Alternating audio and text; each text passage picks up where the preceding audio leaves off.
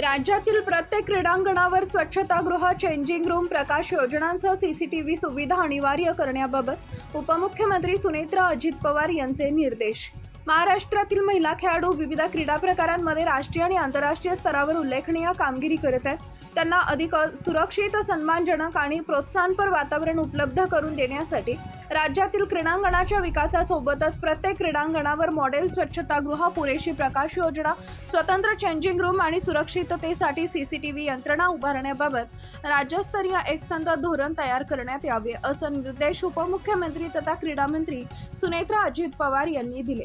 सन 2026च्या अर्थसंकल्पीय अधिवेशनात राज्यातील क्रीडांगणावर महिला खेळाडूंसाठी स्वच्छतागृहांची सुविधा उपलब्ध करून देण्याबाबत विचारण्यात आलेल्या तारांकित प्रश्नावरील आश्वासनाच्या अनुषंगानं सह्याद्री अतिथीगृह इथं उपमुख्यमंत्री सुनेत्रा अजित पवार यांच्या अध्यक्षतेखाली बैठकीचं आयोजन करण्यात आले होते.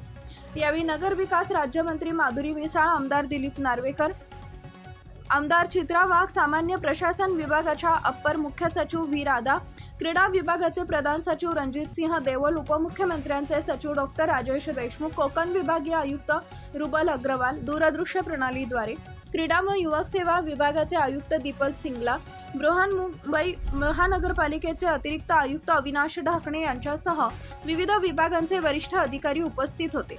बैठकीत मार्गदर्शन करताना उपमुख्यमंत्री सुनेत्रा अजित पवार म्हणाल्या की राज्यातील महिला खेळाडूंना प्रोत्साहन देण्यासाठी शासनाच्या वतीनं विविध योजना राबवण्यात येत आहेत. महिलांना सुरक्षित आणि सक्षम वातावरण मिळावं यासाठी आवश्यक त्या सुविधा व तरतुदी करण्यात येत आहेत. क्रीडा क्षेत्राला उभारी देण्यासाठी सक्षम पायाभूत सुविधा, दर्जेदार प्रशिक्षण व्यवस्था, आर्थिक पाठबळ, पोषण, प्रशिक्षकांचे मार्गदर्शन, सुरक्षित वातावरण आणि सामाजिक स्वीकार या बाबी अत्यंत महत्त्वाच्या आहेत. त्यापुढे म्हणाल्या की महाराष्ट्र शासनानं क्रीडा क्षेत्रात व्यापक सुधारणा करण्याचा निर्णय केला असून नव्या क्रीडा धोरणाद्वारे खेळाडू केंद्रित दृष्टिकोन स्वीकारला आहे. ग्रामीण भागापासून आंतरराष्ट्रीय स्तरापर्यंत खेळाडूंना संधी उपलब्ध करून देण्यासाठी विविध उपक्रम राबवण्यात येत आहेत.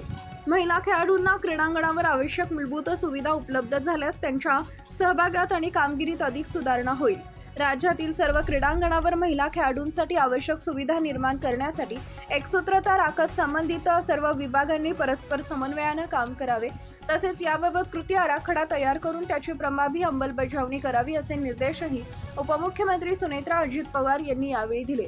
बैठकीत राज्यातील क्रीडांगणावरील महिला खेळाडूंच्यासाठी मूलभूत सुविधांची सद्यस्थिती, आवश्यक सुधारणा आणि भविष्यातील नियोजन याबाबत सविस्तर चर्चा करण्यात आली. लाईक करा, शेअर करा, सबस्क्राईब करा आणि बेल आयकॉन प्रेस करा.